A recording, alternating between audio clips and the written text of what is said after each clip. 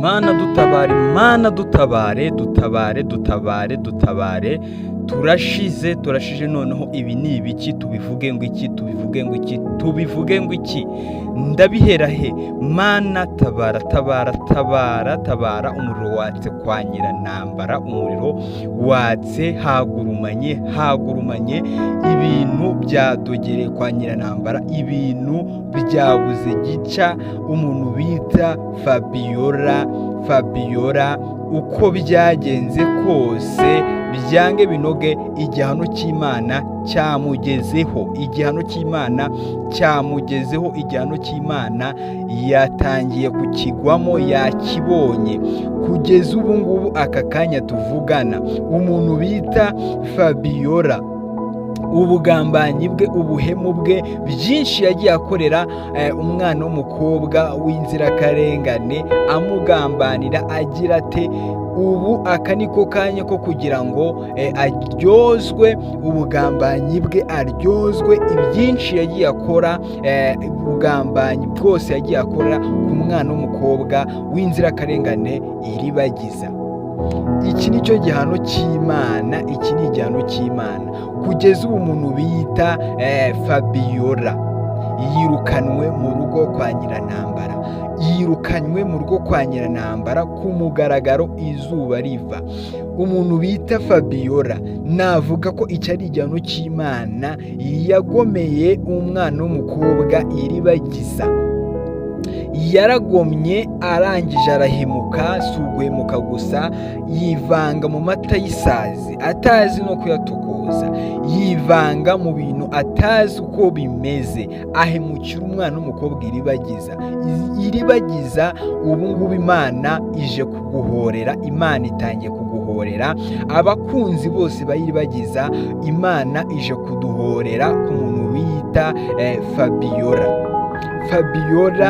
byakumurangiranye. Fabiola ubu sinzi aho ari bwerekeze, nta muryango afite ari bwerekezemo, nta nshuti n'abavandimwe. Uyu muryango wo kwa Nyirantambara niwo yari afite, ubu amaze kwirukanwa. Ese ko twabonye yuko bagiye kumwirukana, yavuze ngo reka nkubwize ukuri Nyirantambara, nkubwire byose, mbabarira ca inkoni zamba, reka nkubwire byose. Ko yari amaze kubwira Nyirantambara ko inda atari Rugema wayimuteye, hagati ya Rugema nawe uwa batatu.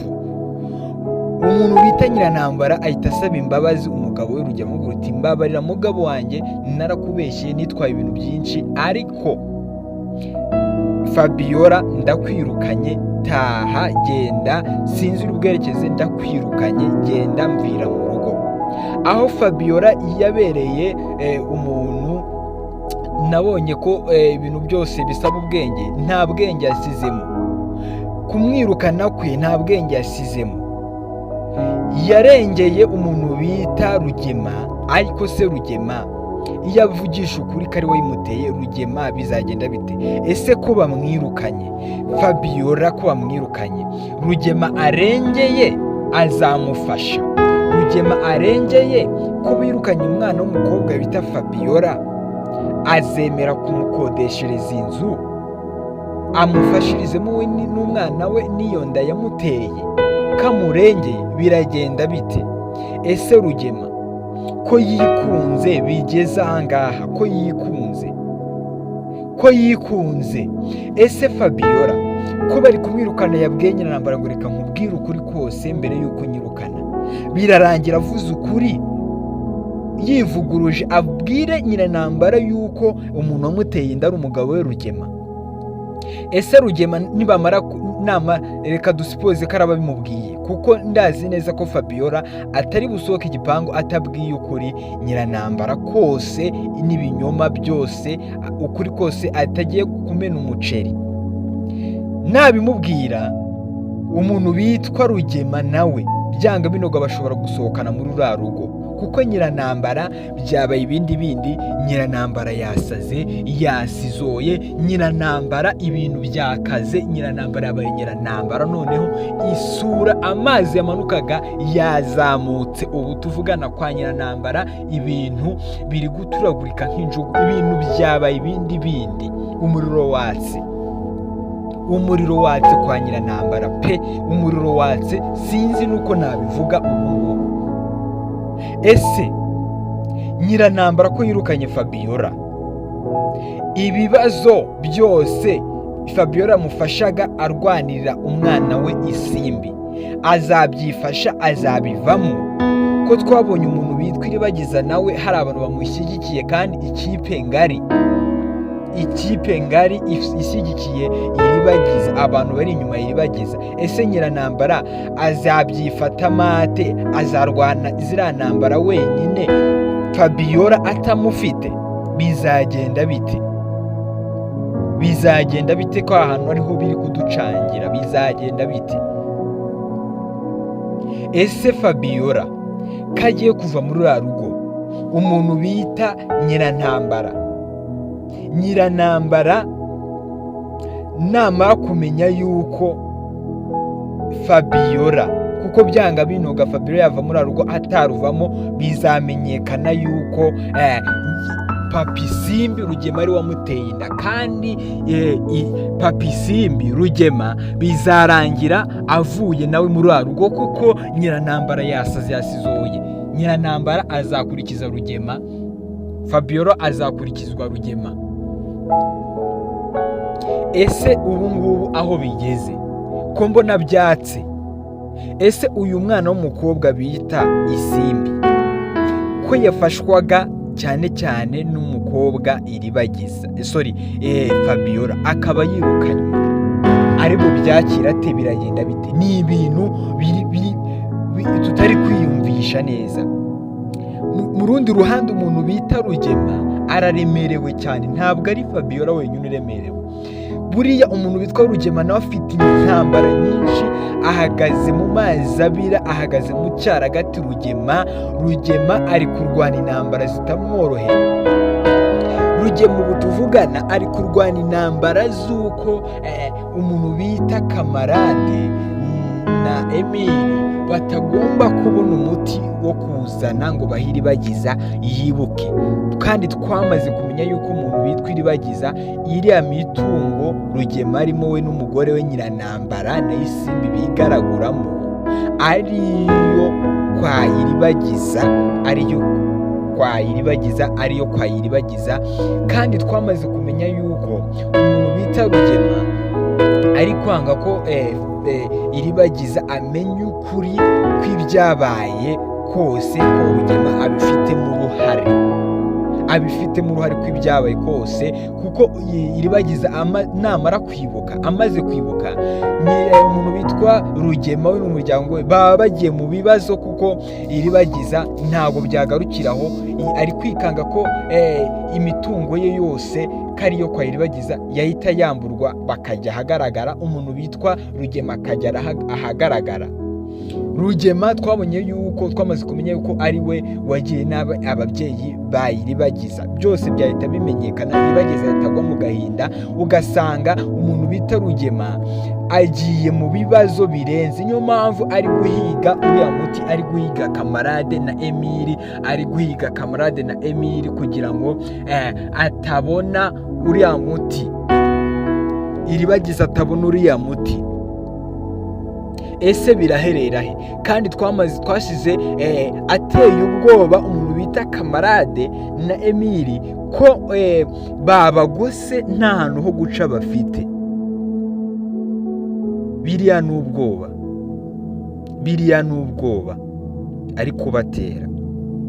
Ese umuntu bita Isimbi, tugaruke ku muntu bita Isimbi, ko twamaze kumenya ko Isimbi atwite, uriya mwana w'umukobwa aratwite M.Entre, kuko ibimenyetso biragaragaza ko atwite. Ubu ntabwo tukiri gushidikanya ngo Iribagiza aratwite cyangwa ntatwite. Iribagiza aratwite, ahubwo dusigaye twibaza Isimbi niwe utwite. Isimbi aratwite, Isimbi niwe utwite. Iribagiza yakomeje kunjamo cyane, kuko uriya mwana w'umukobwa izina rye rinzamo cyane, kuko yahuye n'ibizazane. Umuntu bitwa Isimbi katwite, umuntu bita Nyiranambara namara kumenya yuko Isimbi atwite umwana we, twabonye ibintu yakoreye murumuna we, noneho nkanswe umwana we yikuriye mu nda, arabigenza ate? Umuriro ugiye kwaka, ibintu byabaye ibindi bindi kwa Nyiranambara. Imana yaje guhorera umuntu bita Iribagiza, umwana w'umukobwa Iribagiza. Imana yaje kumuhorera umuntu bita Iribagiza. Humura, Imana yaje kuguhorera. Twabonye ibintu byinshi cyane, umwiryane wabaye mwinshi kwa Nyiranambara, ibintu byadogereye. Isimbi niba atwite rwose ibintu bigiye kuba ibindi bindi. Twabonye Isimbi avuga ngo abwira umukobwa mugenzi we, yaramubwiye uti isi ko mbona usa nk'umuntu utwite, bimeze bite? Ko mbona usa nk'umuntu utwite, wa mukobwa ngo ntutwite. aho yati si ntwite, si ngo ibi nabikoze rimwe, wabikoranye nande? Na Cyusa. Ese Cyusa koko yaba yaratinyutse agakora iryo kosa k'amabere yakwikora atonse koko? Cyusa yaba yarakoze iryo kosa ryo guca inyuma Iribagiza akagenda akaryamana na Isimbi akagwa muri uwo mutego koko? Ko Nyiranambara ibyaba ibindi bindi. Nyiranambara nta rundi ruvugiro rwaba rugihari kwa Cyusa, umuryango wo kwa Cyusa. Kwa Cyusa byaba bibaye ibindi bindi. Nyiranambara itavuga uti wantereye umukobwa inda, uramujyana byanga byanuka, kandi nako bigomba kugenda. Niba koko umuntu bita Cyusa araryamanye na Isimbi akamutera inda, kuko tayari umuntu bitwa Isimbi aratwite koko, nimba Cyusa yararyamanye na Iribagiza, yararyamanye na Isimbi, byange binoge yamuteye inda. Kandi ibi bintu sinzi ikintu bigiye gucura, gusa byaba biteye agahinda, byaba bibabaje. Umwana w'umukobwa bita Iribagiza byamutera agahinda, ishavu n'agahinda rwose ku mwana w'umukobwa wacu bitwa Iribagiza. Imana idufashe umuntu bita Cyusa ntazabe yaraguye mu mutego wo gutera inda uriya mwana w'umukobwa bita Isimbi, kuko ibintu byaba bibaye ibindi byatubabaza cyane, byatubabaza. Umwana w'umukobwa bita Isimbi iwe aratwite, ubu tuvugana, ahubwo hagiye kurwanwa intambara yo kugira ngo mama Isimbi nabimenya noneho bizagenda bite? Hazaca uwambaye umuriro uratse. Tubonye ukuntu Fabiola bigenze, tubonye ukuntu Rugema bigenze, ariko tayari ntibirarangira hagati ya Fabiola na Rugema na mama Isimbi na Nyiranambara. Ntibirarangira habe na gato, ntibirarangira, kuko umuntu bita Rugema nawe ari mu mazi abira, nk'uko nabibabwiye, ari mu mazi abira. Ariko nanone ku rundi ruhande dusengere umuntu bita Kamarade na Emili, byange binoge uriya muti awugeze ku muntu bita Iribagiza, awubagezeho rwose, bahe uriya muti Iribagiza yibuke, kuko twamaze kumenya yuko hari n'undi muti azahabwa nyuma yo guhabwa uriya muti wa mbere. Dusengera umwana w'umukobwa Iribagiza. Ese Isimbi we biragenda? Isimbi we byabaye ibindi bindi, nawe byadogereye. Dushigaje kumenya ngo Nyiranambara namenya ukuri k'umugabo we ko ari wateye inda Fabiola, kuko Fabiola byange binoge arasohoka muri uriya rugo avuze ukuri, kuko byose byagenze, ntabwo ari buri pfane. Ese Fabiola arasohoka muri uriya rugo ko twabonye bari kumusora n'ibikapu bye? Nyiranambara nta mikino afite. Ese Isimbi Nyiranambara namara kumenya ko Isimbi atwite, biragenda biti? Ngewe ndi kubona ibintu bitari byiza rwose. Uriya muryango uri mu bihano by'Imana. Umwana w'umukobwa Isimbi batoteje, baciriye imanza, bagambaniye, Imana iri kumuhorera. Dushigaje kumenya ngo Nyiranambara namenye ukuri kwa byose biragenda biti? Ese dushigaje kumenya ngo Cyusa koko yaba ari wateye inda Iribagiza, cyangwa reka turebe episode igiye gusohoka biragenda bite. Ciao ciao, ndabakunda cyane.